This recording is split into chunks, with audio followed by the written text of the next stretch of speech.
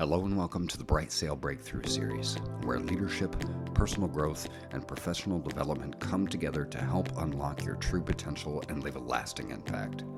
The goal of each episode is to provide actionable insights, proven strategies, and transformative ideas that maximize your personal power and solidify your professional growth. I'm your host, Mitchell James Royster, founder of BrightSail Coaching. Be sure to follow us wherever you listen to podcasts so you never miss an episode. And thank you for tuning in. The purpose of today's episode is to answer a simple yet fundamental question, and that is where to begin your personal development journey. You know, with so many books, courses, methodologies, authors saying similar things but differing in their approach, it's difficult sometimes for us to figure out how do we choose the best starting point for our personal development. You'll often hear from one group that you need to start with Think and Grow Rich by Napoleon Hill. Another group, they'll say The Strangest Secret by Earl Nightingale is where it is that you'll find exactly what it is you're looking for as far as where to start. Still another will tell you The Richest Man in Babylon is one of the best ways that you can start in personal development with respect to your finances. And to be clear, all these are great suggestions. In one instance, however, you'll have the late Bob Proctor telling you that your life is controlled by your paradigm. He goes on to say that a paradigm is a fixed set of habits within your subconscious mind. You'll hear still Dr. Maxwell Maltz saying that your self-image is the controlling and directing force of your life. Brian Tracy puts out an audio program called Advanced Closing Techniques, while the Sandler Selling System advises against traditional closing methods. One group of people will have you believe that fruits and vegetables alone are what's going to help sustain life. Others talk about a longevity diet that is more meat-based. And still another suggests that you need to have a mixture of the two. You hear that cold email is better than cold calling. And with the rise of new technologies and new ways of doing things emerging every day, this sort of flavor of the month approach and thinking will not cease anytime soon. All of that being said, this episode is not meant to tell you which book you should pick up first, nor will I try to direct you as to which course you should be taking. Instead, we're going to take a look at a peek behind the curtain with some pitfalls that I've experienced in my own personal development journey, as well as get some suggestions as to where we can start figuring this thing out for ourselves. The first pitfall that I've experienced is trying to get everything all at once rather than laser focus on one area of improvement. I think one of the reasons for this is because I've been taught to mimic successful models. A lot of times, for instance, I'll hear from Jim Rohn, you can wake up in the morning and change your entire life, which frankly is true. Though where it starts getting muddy and foggy are the suggested programs on top of that. For example, you'll hear one person say to listen to Money Master the Game by Tony Robbins, and then in the next instance, you'll hear them talk about the importance of reading and applying the principles found within The Richest Man in Babylon. Bob Proctor tells us that thought is one of the highest activities that we can participate in. Then Jim Rohn tells us affirmation without action is the beginning of delusion. With these many approaches and core concepts that often appear to conflict with each other has caused myself and possibly a lot of others confusion and frustration. We try so hard to fix everything in our life all at once that we're often left with the hammer in one hand and the nails in the other. And instead of building the house to keep us out of the rain, we simply get wet. There's an old saying, Rome was not conquered in a day. So my first suggestion with respect to this pitfall is to start with one area of improvement at a time. I understand that that's all well and good, and it might be easy for us to say, but how is it that we can understand where to start first? Now, instead of telling you to start where you are and just do anything to get the ball rolling, there's a rule in the Sandler selling methodology which simply says to speed up the sale, slow down the process. In his Chicago lectures, Napoleon Hill said, "Start where you are and the path will be shown to you." While I'm all for consistent action backed by faith and belief in yourself, just doing anything without knowing why it is that you're doing what you're doing tends to lead to mixed results, often in the negative aspect. So before we start taking massive action, we should be evaluating our values and beliefs around whatever the subject is that we are currently working on.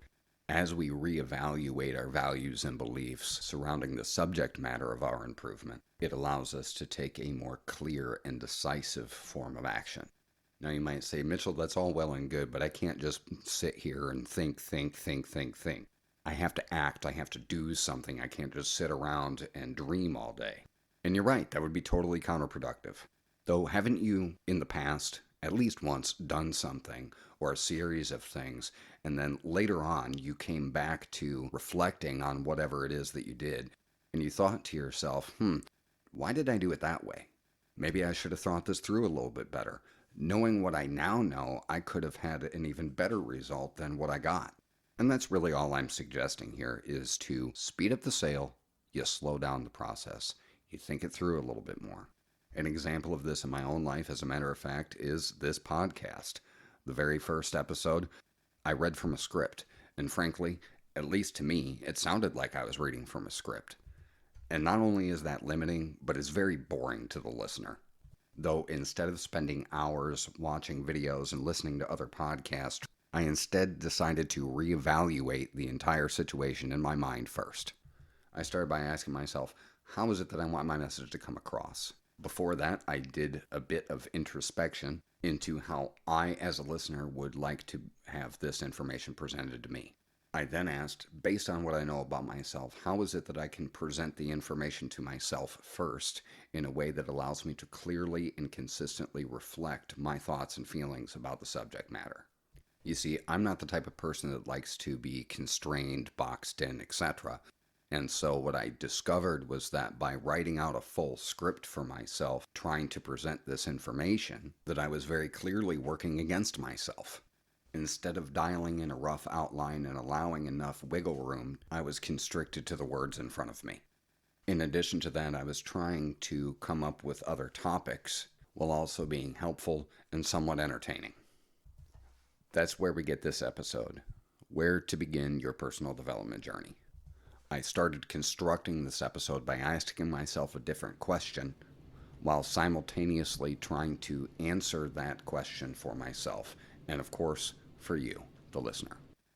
My core belief around personal development is that it is the foundational framework and driving force of business and life in general. There is not a single thing that happens in life or business that does not require us to learn essential soft skills and develop ourselves as human beings in conversation, in presentation, in motivations, in actions. Everything can be optimized, everything can be made better, and that personal development is the one tool beyond all else that allows us to do that. Moving on to pitfall number 2 that I've experienced, and I feel a lot of others experience, is that those who are laser focusing are aiming for complete perfection. Anything and everything can be improved, adjusted, optimized, and simply put, made better. The beautifully haunting truth is the fact that nothing is ever going to be just perfect. We can, however, make things just right, just enough to get us to that next level, whatever that next level is for us. If we try to pre-plan for every possible outcome that there is in a given situation, it inevitably leads to the old adage called paralysis by analysis, where you are thinking so much about the reactions of others that you seldom get past square one. This cycle of overthinking things, this overcaution, gets us to the point where we simply don't want to do anything because we're so afraid of making mistakes. We think that if we make mistakes, other people aren't going to respect us or love us in the way that we want to be loved, in the way that we represent that to ourselves. The farmer who waits for the perfect seed in soil is never going to plant a crop. The author who waits for the perfect title to come to them in their sleep will do little more than wish and dream that they had started sooner. The young couple that spends 2 hours arguing over what and where they're going to eat arrives again at the end of their day, deciding finally that they're just going to cook at home. We never purchase a puzzle, open the box, and then find that it was already put together for us. And as a matter of fact, if we did, we would get our money back very quickly. because the point of the puzzle is to put it together one piece at a time. And that's essentially what I'm suggesting here, is tip the scale gently at first. You fit one piece of the puzzle together, and then another, and then another, and then all of a sudden you have a corner of a puzzle, and then the next you get a little bit more outward, and more outward from there. Until finally, after doing this for a while, you have a beautiful big picture in front of you. One of my favorite Christmas movies is Santa Claus is Coming to Town. And towards the end of the story, the Winter Warlock, whose frustration and anger were melted by Kris Kringle's kindness, is offered by Kris Kringle, Santa Claus, to follow him back home. Paraphrasing, the Warlock then claims that he's too weak, to which Santa Claus suggests that you have to put one foot in front of the other. While I'm certainly not doing the movie any justice by my explanation here, that is essentially what we need to do, is just put one foot in front of the other. Start with something small. Start with anything. Though if you go to the gym today and decide that you're going to lift 500 pounds after not being able to lift even 100, not only will you likely injure yourself, but you're going to be no closer to your goal of lifting that 500 pounds. This would be akin to applying a coping skill before moving through de-escalation techniques. Sure, you may feel better over time, and you may in fact get the result that you're looking for. However, the road to getting there is going to be much more arduous. It'd be like using the affirmation, every day in every way I'm getting better and better, while sitting on your couch and doing nothing to contribute to the improvement in the quality of your life. For example, I wanted to start exercising. Though not having exercised in a while, I recognized that if I were to try to run the 4-minute mile just then, I'd blow myself up and probably give myself an increased amount of health problems in doing so. So what I did instead was I went to the basketball court in the apartment complex that my wife and I lived in at the time, and I decided that I was going to run 2 laps, just 2, around that basketball court every day. Furthermore, I didn't just run. I started off by walking, and then after some distance, I sped up to a jog, and then I would speed up to running. And then after a little distance, I would slow down to jogging and slow down to walking. What I was doing in that moment was conditioning my mind and my body, performing the activities that I had previously neglected. The third pitfall that I've personally experienced as well as seen is what I call learning on learning. This is typically a self-preservation or protection mechanism. We spend a lot of our time reading books, listening to podcasts, watching YouTube videos, and going to seminars in an effort to improve what it is that we're doing. However, much like the workaholic buries themselves in their work in order to avoid their problems, the learnaholic in this case uses the activity of learning different self-improvement methodologies to avoid the actual improvement that comes along with it. We like being able to say to others that I'm listening to this wonderful podcast, I'm reading this great book all about doing this particular thing and what it's going to do for me in the future and so forth, as a way to get others to approve of you, to give you recognition, to give you some sort of pat on the back that maybe you haven't yet earned. It's a way to give yourself a false sense of accomplishment, and I'm guilty of this too. As an example, I have over 50 books and over 20 audio-video programs in my personal development library. Now, there's nothing to be ashamed about this, especially if you're also one of those people. Personal and professional development is my life. It is my passion. It is my drive. And in a lot of ways, it is my purpose to study and teach this material. However, I find at times that I consistently struggle putting into practice the tools, technologies, techniques, etc. that are afforded to me by the use of these programs and the information they contain. This isn't to say there's anything wrong with these programs inherently, though it does say something about this learnaholic syndrome. There was an egotistical piece of me that was looking for validation and recognition from other people, hoping that somebody would say, well, you have all of this wonderful material, you must really be getting on in this world, you must really be going somewhere, because anybody who has this depth and breadth of literature must certainly be well on their way to awesome accomplishments. Now, you and I both know that there are a lot of people with a library card that simply never use it.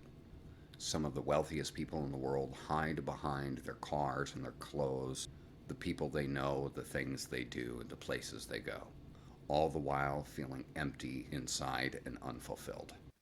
Now, one of the reasons this happens is due to the fact that, like myself, they are so concerned about how others are thinking about them, when the reality is that others likely aren't thinking of us at all. To quote the famous line by Don Draper of Mad Men.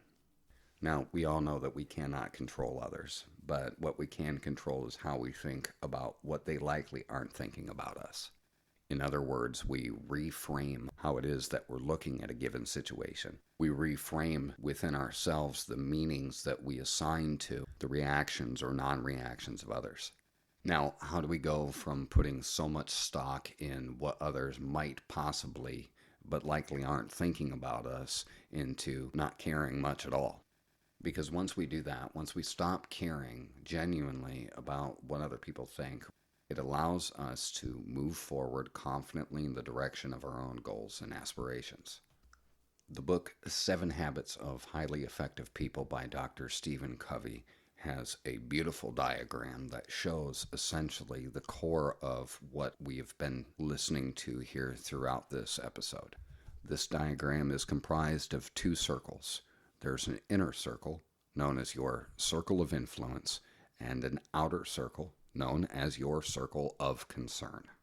Now, the reason why we're looking at this particular diagram and thinking about these concepts of the circle of influence and the circle of concern is because where we begin our personal development journey is to determine creative ways as to how not to place as much emotional emphasis and stock on the opinions of others.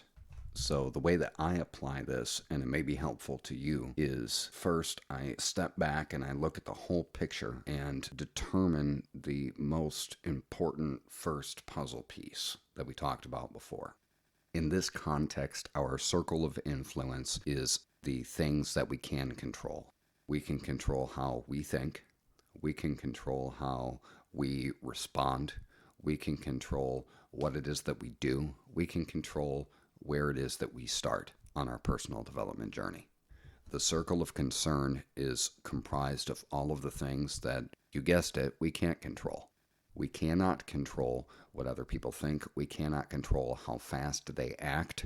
We cannot control the way others approach us. And frankly, I don't think we would want that sort of control, because if you have that kind of control over somebody, or you're trying to get that sort of control over another person, we would have to be with them all the time to make sure that they were doing whatever it is that we wanted them to do. And I'm pretty sure that you wouldn't want that kind of responsibility. Secondly, stepping back and looking at the whole picture and determining the most important first puzzle piece for yourself allows us to place mental and emotional distance between ourselves and the quote-unquote others, and it gives us more freedom from self-imposed negative influences. In conclusion, personal development can be extremely complex, not because the concepts are convoluted, but because we're all at different phases of this adventure. And the truth is that each of us has a unique mixture of processing and representing information and experiences. Additionally, the methods we use to construct results have a capacity for variance as well. Though, regardless of where you are on this beautiful road, just keep going, and you'll get to where you want to be. Thank you for tuning into this episode of the BrightSail Breakthrough Series. If you enjoyed today's episode, remember to follow the show, leave a 5-star review. It helps others uncover our message. Share this episode with your network to inspire more professionals like yourself, and stay connected with us by joining the Leader Report newsletter for exclusive tips and insights. You can sign up today at brightsail.co. Until next time, lead with purpose, grow with intention, and optimize your impact.